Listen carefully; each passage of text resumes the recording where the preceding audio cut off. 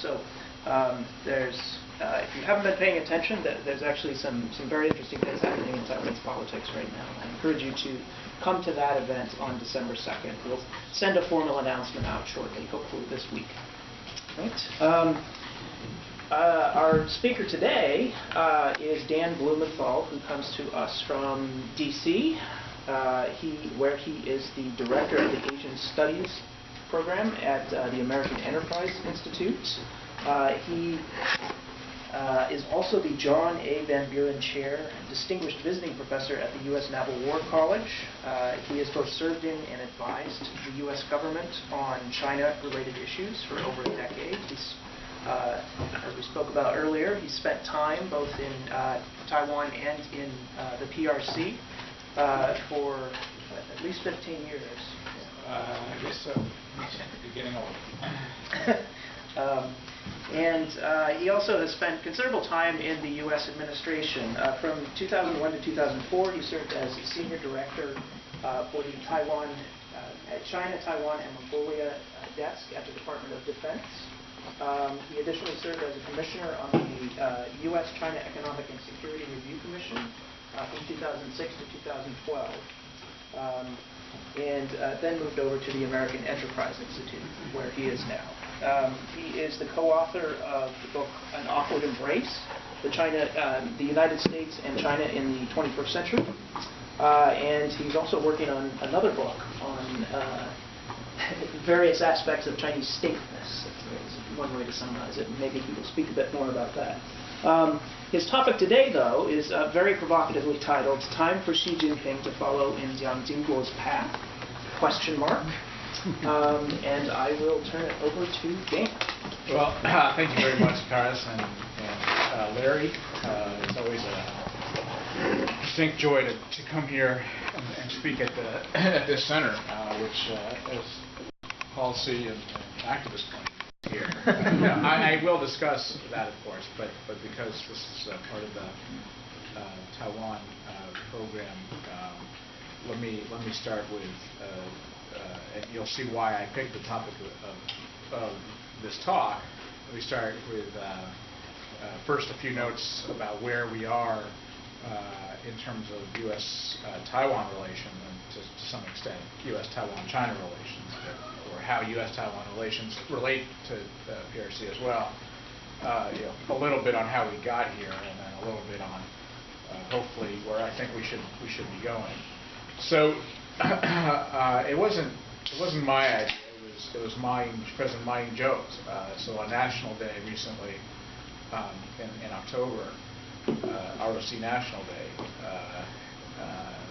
Ma Ying-jeou made this speech. It was somewhat of a response, I think, to Xi Jinping's activities on Hong Kong and the blocking the movements of Hong Kong democracy activists to move towards what they were promised: universal suffrage, direct votes for the executive.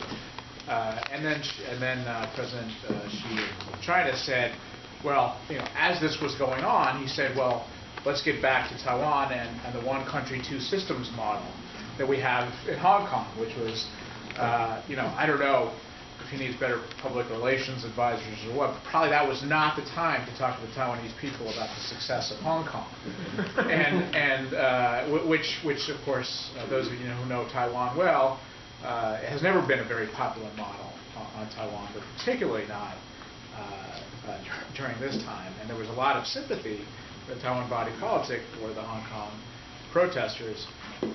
And so Ma Ying-jeou, who very much came in to power as a conciliator and more conciliatory policies towards China, compared to what he viewed as the overly provocative nature of his predecessor, Chen Shui-bian, and he certainly believed, and had reason to believe, he had a mandate to move towards more cross-strait reconciliation and so on.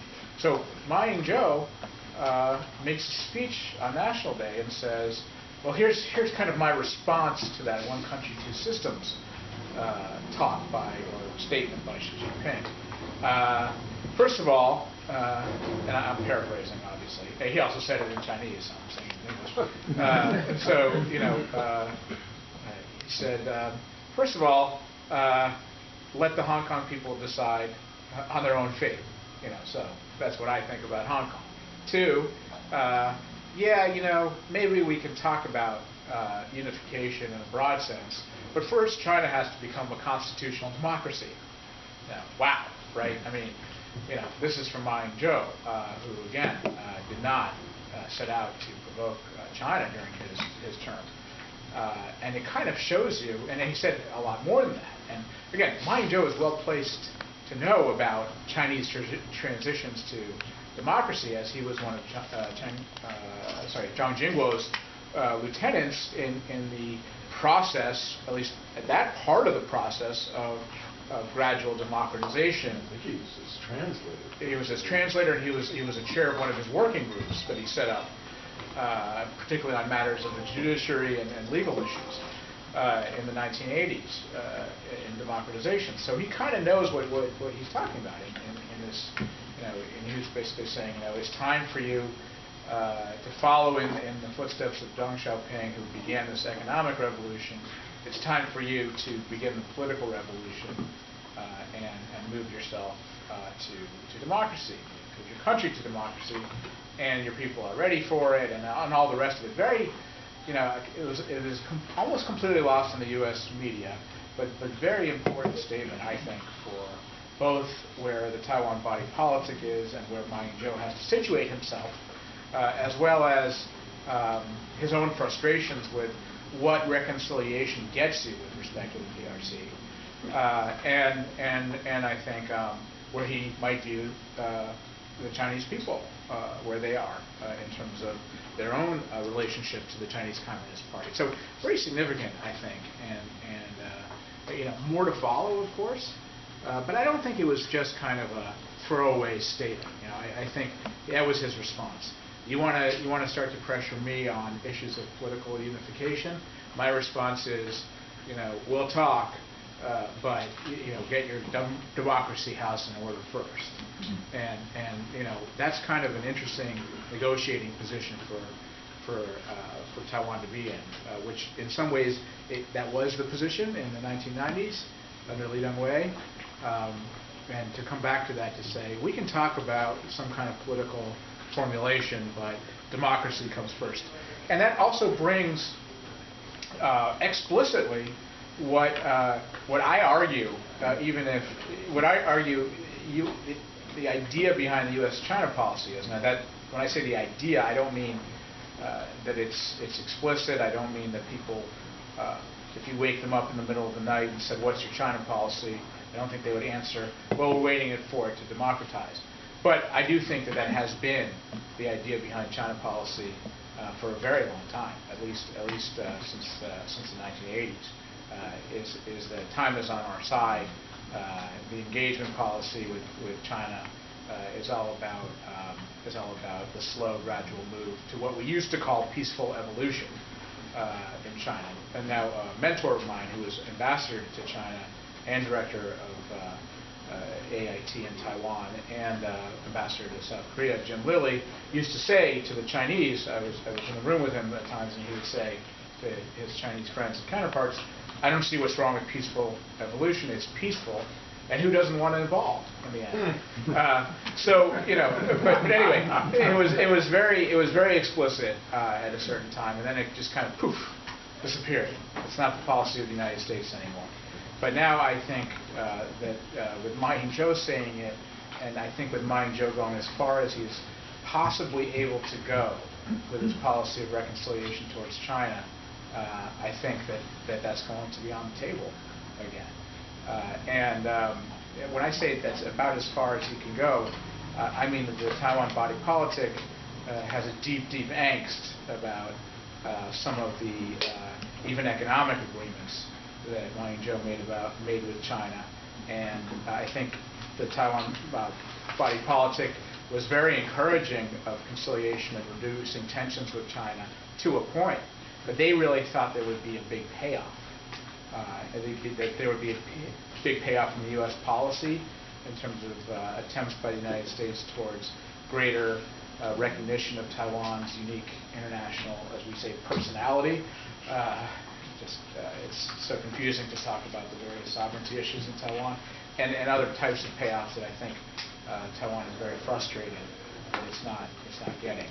Also, I think he actually thought that the PRC might back off a little bit in terms of his outstretched arm. And when I say back off, I mean reduce the pressure on him to talk about political rather than economic issues, reduce some of the military deployments across the Taiwan Strait. None of that has happened during these past 6 years.